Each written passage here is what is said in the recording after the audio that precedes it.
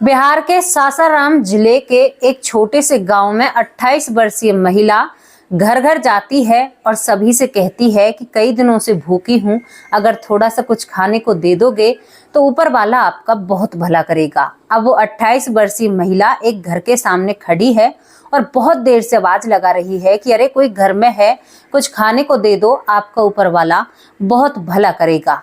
अब वो कई बार आवाज लगाती है तो वो महिला उस दरवाजे से लौटने लगती है, दूसरे घर की तरफ देखने लगती है, चलने लगती है। तभी उस घर में से एक व्यक्ति आता है। वो कहता है कि अरे माफ करना, मैं बाथरूम में था तो थोड़ा सा समय लग गया, आप बताइए आपको क्या चाहिए। अब वो महिला मुड़कर कहती है कि अरे बाबूजी, मुझे कुछ खाने को दे दो या कुछ रुपए दे दो जिनसे मेरा अच्छा हो जाए तो आपका भी बहुत अच्छा होगा। अब जो व्यक्ति अंदर से आया है वो उस भिखारन महिला की तरफ घूर घूर कर देखने लगता है। वो महिला दोबारा से कहती है कि आप कुछ लाते हो या मैं आगे जाऊं, तो यहाँ पर वो व्यक्ति कहता है कि तुम मुझे जानी पहचानी सी लग रही हो। महिला कहती है कि अरे बाबूजी, घर घर भीख मांगती हूँ तो जानी पहचानी सी तो लगूंगी ही, किसी न किसी दिन आपने मुझे इसी हालत में देख लिया होगा, ऐसा कुछ भी नहीं है। मुझे आप कुछ दे दीजिए तो मैं किसी और के घर जाऊं, क्योंकि मुझे बहुत कई घरों में जाना है, तभी मेरा गुजारा चलेगा या मेरा पेट भरेगा। अब यहाँ पर जो व्यक्ति होता है उसका नाम दोस्तों कमल होता है। कमल कहता है कि नहीं, क्या तुम शीला की दोस्त नहीं हो? तो यहाँ पर जो भिखारिन होती है वो कहती है कि शीला की दोस्त, आप शीला के क्या लगते हो? तो वो कहता है कि मैं शीला का पति हूँ और तुम शीला की दोस्त नंदिनी हो ना? तो यहाँ पर वो भिखारिन खड़ी सी रह जाती है और कहती है कि हाँ, मैं शीला की दोस्त नंदिनी ही हूँ, लेकिन आप कौन हो? तो यहाँ पर वो कहता है कि मैं शीला का पति हूँ। तो नंदिनी कहती है कि आप तो बहुत दुबले पतले थे, लेकिन अब तो आप बहुत बदल गए हो, मेरी तो नजरों में ही नहीं आए कि आप शीला के पति हो। तो यहाँ पर वो कहता है, जो शीला का पति कमल होता है, कि हाँ, खान पान की वजह से थोड़ा सा मोटापा आ गया है, शरीर अच्छा हो गया है, इसी वजह से मैं मोटा हो गया हूँ, तो इसी वजह से आपसे मतलब पहचान में नहीं आया हूँ।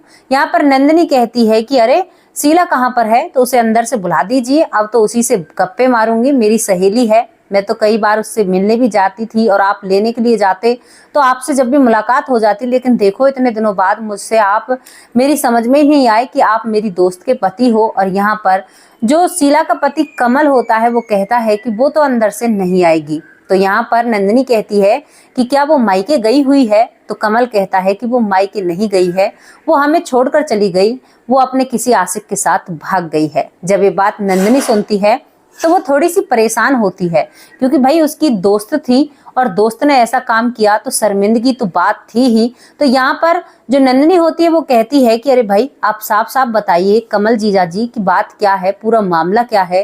तो यहाँ पर कमल पूरी बात बताता है कि हमारी शादी के बाद कई बार मैं आया भी था, तुमसे भी मिला, लेकिन उसके बाद मेरी पत्नी का यहीं इसी गांव के लड़के पर दिल आ जाता है, वो उसके साथ फरार हो चुकी है और करीबन 3 साल हो गए हैं, आज तक मैंने उसकी शक्ल नहीं देखी है। और मेरा छोटा भाई और मैं इस घर में रहते हैं, क्योंकि तुम्हें भी पता है कि मेरे माँ बाप तो हैं ही नहीं। तो यहाँ पर जो नंदिनी होती है वो काफी परेशान होती है और दुखी होती है और कहती है कि आपके लिए बहुत दुख है और आपके साथ बहुत बुरा हुआ है। लेकिन दूसरे ही पल कमल कहता है कि नंदिनी, तुम्हारी तो शादी हो गई थी, तुम्हारी सहेली मुझे बताती थी शीला, लेकिन तुम ऐसे कैसे भीख मांग रही हो? तुम्हारे साथ ऐसा क्या हो गया जो तुम्हारी हालत इतनी खराब हो गई है? तो नंदिनी रोने लगती है, कहती है कि जैसा दुख आपका है ऐसा ही दुख मेरा है, मैं भी बड़ी परेशान हूँ। कमल सुनना चाहता है नंदिनी के मुंह से, तो नंदिनी बताने लगती है, कहती है कि मेरी शादी हो जाती है, शादी होने के बाद मैं अपने ससुराल में रहने लगती हूँ, लेकिन मेरा पति बिल्कुल भी अच्छा नहीं होता, मेरा पति एक नंबर का नशेड़ी होता है, मुझे मारता है, पीटता है। इस बात पर कई बार घर में लड़ाई होती है और लड़ाई होने के बाद मेरे सास ससुर मुझे घर से निकाल देते हैं।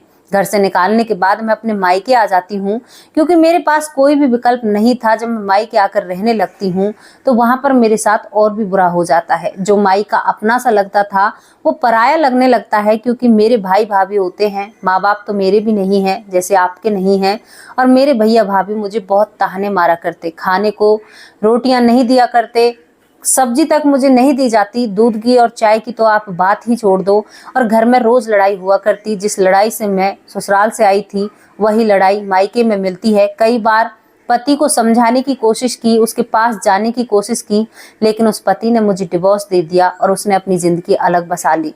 यहाँ पर सब कुछ टूट जाता है, बिखर जाता है कमल। उसके बाद मैं अपने घर में रहती हूँ, लेकिन मरे लोगों की तरह रहती हूँ, एक जिंदा लाश बनकर वहां पर रहती हूँ। और मेरे जो भाई भाभी हैं, एक दिन वो मुझे घर से निकाल देते हैं। जब वो घर से निकालते हैं तो पूरा गांव देखता है, लेकिन कोई गांव का व्यक्ति, किसी की हिम्मत नहीं होती कि ये बेटी कहाँ जाएगी, इसका ससुराल भी नहीं है, कोई भी नहीं बोलता है। और मैं अब ऐसे ही 2 साल से भीख मांग रही हूँ और अपने पेट को इसी तरह भर रही हूँ। वो बहुत ज्यादा रोने लगती है फूट फूट कर, और वो कहती है कि कमल, इस दुनिया में कोई किसी का नहीं है, अपने लिए लोग जीते हैं और अपने लिए लोग मरते हैं। आज मेरे माँ बाप होते तो शायद मुझे बहुत अच्छे से रखते। ये बात सुनकर कमल भी भावुक हो जाता है, क्योंकि उसके ऊपर अपने घर की छत तो थी, लेकिन यहाँ पर नंदिनी के पास उसके सर पर छत भी नहीं होती है। तो कमल बहुत भावुक हो जाता है। अब कमल अपनी रसोई में जाता है। बेचारे ने जैसे तैसे रोटी खाना बना रखा था, तो वो खाना लेकर नंदिनी को देता है और कहता है कि पहले तुम अपना पेट भर लो। फिर एक गिलास दूध अंदर से लेकर आता है और नंदिनी को खाना परोसता है। नंदिनी उस खाने को खाती है, क्योंकि नंदिनी ने करीबन 2 दिन से कुछ भी नहीं खाया था, बहुत मैले से कपड़े होते हैं। और इसके बाद नंदिनी जब खाना खा लेती है तो वो कहती है कि आपसे पैसे क्या लूं, अब तो मैं चलती हूं और भगवान आपका बहुत भला करे। हालांकि अब तो मुझे ऐसा लग रहा है कि मैं आपको आशीर्वाद कैसे दूं, क्योंकि आपको अब जानकार मेरे हो चुके हो, लेकिन फिर भी ऊपर वाला सबको अच्छे से रखे और सबका भला करे। आज आपने मेरा पेट भर दिया। और नंदिनी चलने लगती है। अब जैसे ही नंदिनी उस घर से चलने लगती है, तभी कमल नंदिनी को रोकता और कहता है कि क्या तुम मेरी एक बात सुन सकती हो, मैं तुम्हें एक बात समझाना चाहता हूँ। नंदिनी कहती है कि हाँ, एक की जगह 2 बात कहिए, क्या बात है। तो कमल कहता है कि नंदिनी, तू भी अकेली है और मैं भी अकेला हूँ, मेरी जिंदगी भी बहुत बेकार है, क्योंकि हमारे घर में कोई महिला नहीं है, और तुम्हारी जिंदगी भी बहुत ही बेकार है, सर पर छत भी नहीं है। तो तू क्या एक काम नहीं कर सकती, तू इसी घर में रहने लग जा और इस घर को अपना समझकर संभाल ले, हमारे लिए खाना बना देना और इस घर में रहना, बाकी और हमें तुमसे कुछ भी नहीं चाहिए। तो नंदिनी घनी देर तक खड़ी रहती है, सोच विचार करती है। तो वो कहती है कि कमल, ये जमाना क्या कहेगा अगर मैं ऐसे रहूंगी। तो यहाँ पर कमल कहता है कि हमें जमाने से क्या लेना, तुम अपने इस घर में रहो, इसे अपना मानो और हम दोनों भाइयों के लिए खाना बना देना, और यही हमारे लिए बहुत रहेगा। क्या तुम हमारे लिए इतना कर दो और तुम्हें भी रहने के लिए छत मिल जाएगी। तो यहाँ पर नंदिनी सोच विचार करती और कहती है कि ठीक है, तो फिर ऐसा कर लिया करूंगी। और यहाँ पर नंदिनी जैसे ही घर के अंदर जाती है, और भी अंदर कमल अंदर ले जाता है, तो जब कमल देखता है कि नंदिनी जाते ही अंदर हाथ में झाड़ू पकड़ती है और पूरे घर को साफ करने लगती है, क्योंकि कमल का घर बहुत फैला हुआ और बहुत बेकार पड़ा था। हालांकि घर बहुत सुंदर था, बड़ा था, शानदार था, लेकिन उसमें साफ सफाई नाम की कोई चीज नहीं होती है। इसके बाद कमल नंदिनी को काम करते हुए देख एक चैन की सांस लेता है कि हमारे घर में भी कोई महिला है और आज से हम अच्छा खाना खाएंगे, क्योंकि वो खुद खाना बनाया करते तो उस खाने से उन लोगों का पेट भी नहीं भरता है। इसके बाद कमल छत से कपड़े उतारने के लिए जाता है, क्योंकि उसने सुबह कपड़े धोए थे जो छत पे सुखा रखे हैं, और नीचे नंदिनी अकेली काम करती है। अब इतने में ही जो कमल का छोटा भाई होता है वो बाहर से आता है, और अंदर आते ही देखता है कि उनके घर में कोई नई महिला झाड़ू का ले रखा है हाथ में, और पूरे जाले वाले पूरे घर को चमका रही है। तो यहाँ पर जो कमल का छोटा भाई होता है वो कहता है कि अरे भाई, हमारे घर में कौन हो, क्या तुम कोई चोर हो, किस इरादे से हमारे घर में झाड़ू लगा रही हो, तुम्हें यहाँ पर किसने बुलाया है। तो नंदिनी कहती है कि अरे वाह, बहुत अजीब इंसान हो, मेरे ही घर में आकर मुझसे ही ये कह रहे हो कि हमारे घर में क्या कर रही हो, तुम निकलो, तुम्हारा क्या साझा है इस घर में। और दोनों में एक विवाद सा होने लगता है, जोर जोर से दोनों आपस में बोलने लगते हैं। और जो कमल का भाई होता है वो नंदिनी की कलाई पकड़ता है और उसे घसीटते हुए घर से बाहर ले जाता है। आंगन में ही पहुंचता है।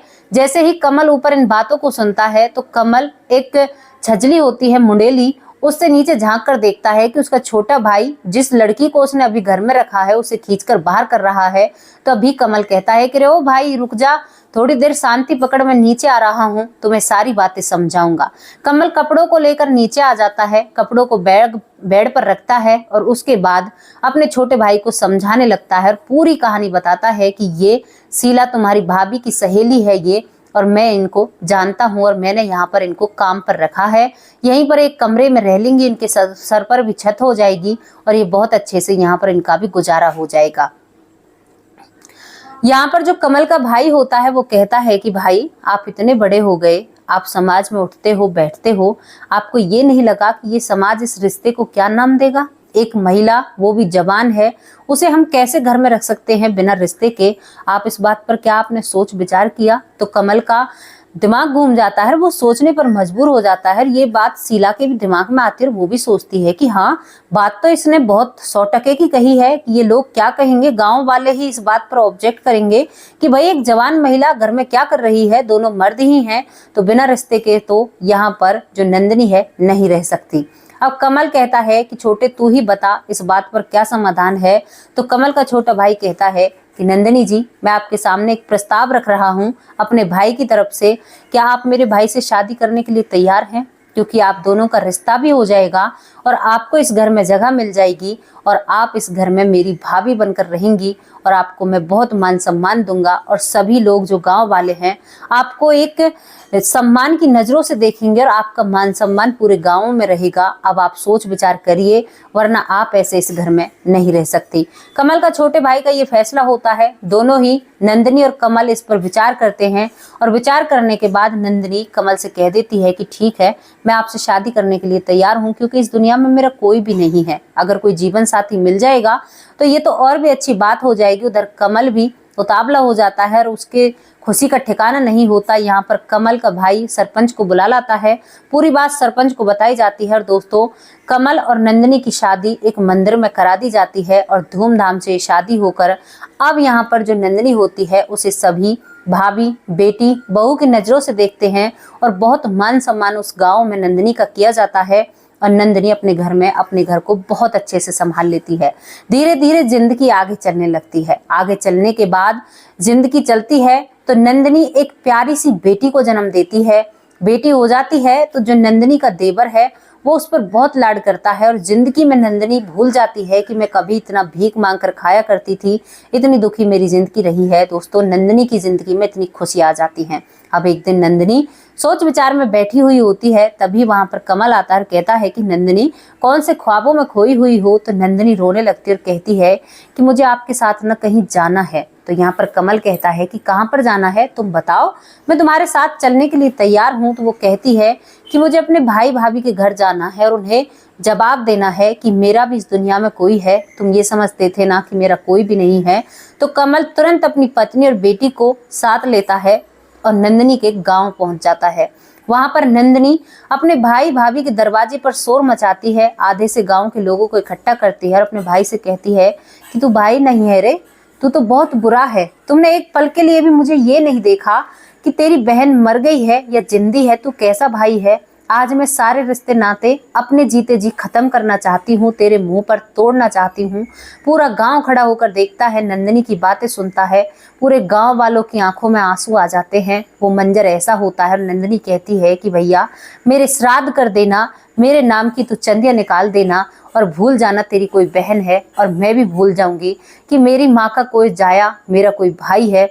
और आज से ये रिश्ता खत्म होता है और यहाँ पर वो अपने भाई के मुंह पर ही रिश्ता तोड़ कर आती है और अपने पति के साथ और कहती है कि अगर तुम्हें कभी भी जिंदगी में पैसों की जरूरत पड़े ना तो तुम मुझसे मांग सकते हो, मैं उस वक्त भी तुम्हारी मदद करूंगी। तुमने तो मुझे अपने घर से निकाल दिया था, लेकिन मेरा पति इतना कमाता है जो तुम जैसों का भी पेट पाल सकता है।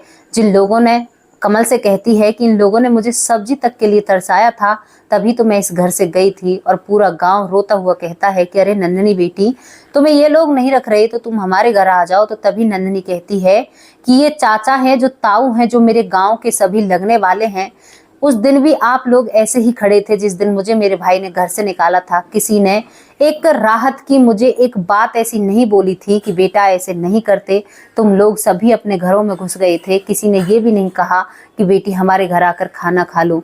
मैं सबको जानती हूँ चाचा, इस गांव से मेरा रिश्ता आज खत्म हो गया है। नंदिनी की अर्थी भी इस गांव के पास कर नहीं गुजरेगी। नंदिनी इस गांव की तरफ अपना मुंह कर कर भी नहीं सोएगी। इस गांव से मैं सारे रिश्ते नाते तोड़कर आज जा रही हूँ। और नंदिनी बड़े ही अपने घमंड में अपने पति के साथ बराबर में कंधे से कंधा मिलाकर, और उसका पति उसे गाड़ी में लेकर गया था। दोस्तों, नंदिनी अपने घर आ जाती है, फूट फूट कर रोती है क्योंकि उसका बचपन उस गांव में बीता था। यहाँ पर कमल अपनी पत्नी को एक सहारा देते हुए कहता है कि नंदिनी, एक लड़की के दो घर होते हैं, एक मायका और एक ससुराल। तो तुम्हारा तो अब ससुराल है, यहीं पर तुम हंसी खुशी रहो। मैं आज से तुम्हारे लिए सब कुछ हूँ, तुम्हारा मायका भी और ससुराल भी। और यहाँ पर ये परिवार बहुत अच्छे से रहने लगता है। नंदिनी अपने देवर की शादी कर लेती है और दोनों देवरानी जेठानी बहुत अच्छे से रहते हैं। सभी लोग कहते हैं कि अरे बहन बहन भी इतने अच्छे से नहीं रह सकती जितने ये दोनों जनी रहती हैं। तो दोस्तों ये थी वो प्रेरणादायक कहानी जहां पर एक भिखारिन जिस घर में भीख मांगने के लिए गई उस घर को ही अपना बना लिया और उस घर को स्वर्ग बना देती है। तो कहते हैं ना, जिंदगी में जब अच्छे काम होने होते हैं ना तो उन्हें कोई नहीं रोक सकता। आप कहाँ सड़क से मकान में आ जाते हैं ये आप लोगों को एहसास या महसूस भी नहीं होता। जो हमारी जिंदगी में लिखा हुआ है उसे कोई नहीं पलट सकता। तो कैसी लगी आप लोगों को ये स्टोरी, आप अपनी राय कमेंट बॉक्स में रख सकते हैं। कल फिर हाजिर होंगे किसी सच्ची और अच्छी स्टोरी के साथ। तब तक के लिए नमस्कार, जय हिंद, जय भारत।